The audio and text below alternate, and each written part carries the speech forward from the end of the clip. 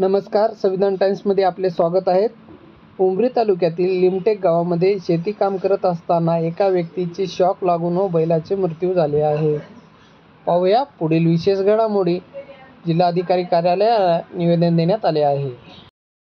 दिनांक 2 जुलैला निमटेक तालुका उमरी येथे दुसऱ्याच्या शेतामध्ये विठ्ठल लक्ष्मण चंदापुरी यांच्या शेतामध्ये गट नंबर 45 शेख असलम जलाल साहेब या तरुणांनी स्वतःची बैल घेऊन रासणी करण्यासाठी मजुरीने गेला होता।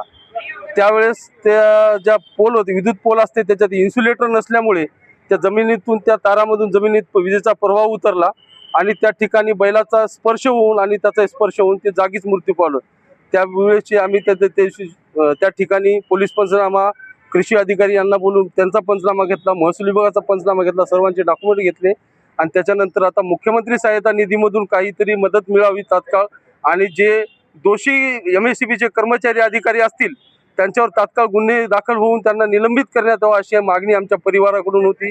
त्या संबंधात आम्ही आता माननीय जिल्हाधिकारी यांना भेटलोय, त्यांना निवेदन दिलंय। तसेच त्यासाठी आम्ही इथं कलेक्टर ऑफिसला आलो। काय ऍक्शन घेतली त्यांनी?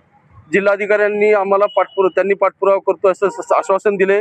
मुख्यमंत्री यांना पाठवून देऊ, मुख्यमंत्री सहायता निधीमध्ये बसवू असे त्यांनी आम्हाला आश्वासन दिले। त्यामुळे आम्ही ते निवेदन घेतले, त्यांची रिशूड घेऊन आम्ही आपल्या कलेक्टर ऑफिसच्या बाहेर आता आलो। इथून पुढेही आम्ही मुंबईपर्यंत पाठपुरावा करण्यास या गोष्टीसाठी तयार आहोत।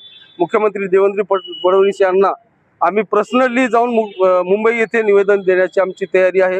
हे प्रकरण या ठिकाणी थांबवू नये आणि येणाऱ्या काळामध्ये कोणत्याही शेतकऱ्यावर असल्या गोष्टी घडू नये।